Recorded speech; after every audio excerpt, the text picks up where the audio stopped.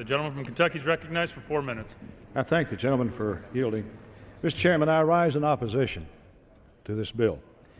In Article 1, Section 9, Clause 7, the U.S. Constitution bestows upon Congress what we now call the power of the purse, that the representatives of the people should distribute taxpayer dollars as warranted and needed.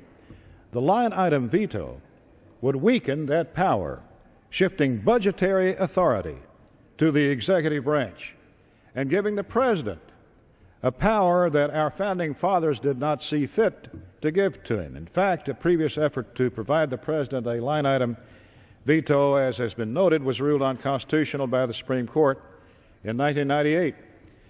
2 weeks ago, during his State of the Union address, we heard how the President would choose to spend our precious taxpayer dollars.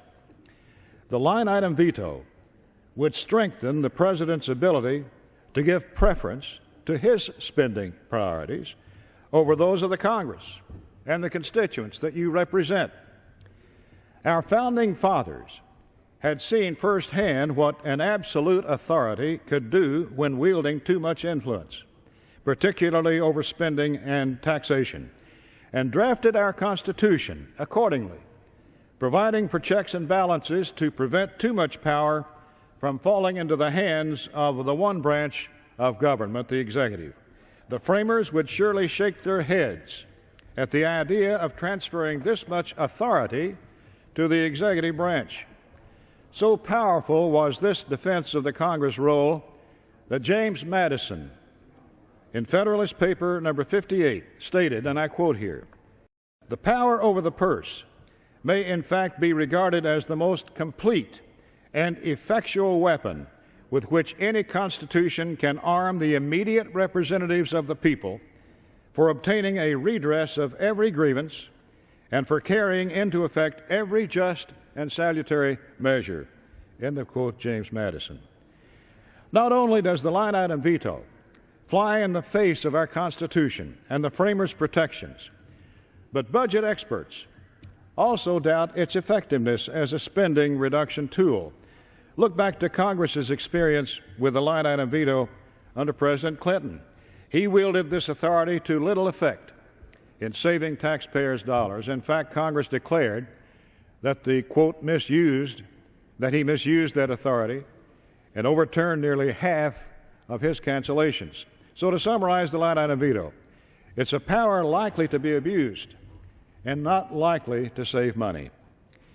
In an effort to better this flawed bill, to at least improve its chances at having a tangible effect on government spending, we offered an amendment in the Rules Committee that would have made the bill also apply to tax benefits and runaway entitlement spending. However, that amendment was ruled out of order. The amendment wouldn't have made this bill perfect, but it would have solved the Constitution. It would not have solved the constitutional problem, but it would have at least increased the potential for achieving actual budget savings. Nearly 25 years ago, Mr. Chairman, former CBO Director Rudolph G. Penner famously said in reference to our budget, quote, "The problem isn't the process. The problem is the problem." And, Mr. Speaker, today's problem isn't whether or not the President can veto budget line items, nor is it even with annual discretionary spending. On that front, we've saved more than $95 billion over the last 2 years, thanks to the support of this House. The real problem today lies with exploding and unsustainable mandatory and entitlement spending, which the Budget Committee should be addressing forthwith. Ask for an additional 1 minute. Gentleman is recognized for 1 minute. Mandatory spending comprises 2/3 of the federal budget. We only deal with 1/3 on discretionary, most of that military.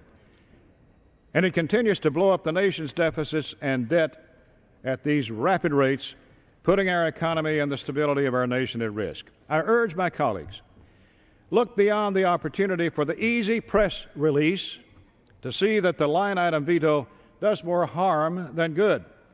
We can't dismiss the fundamental tenets of the Constitution, and we can't pretend that it will have any positive effect on the nation's financial predicament. We must put to an end these budgetary smokescreens to find more appropriate and effective ways to address our budget crisis and focus our efforts on mandatory entitlement spending where the real problem is. I yield back.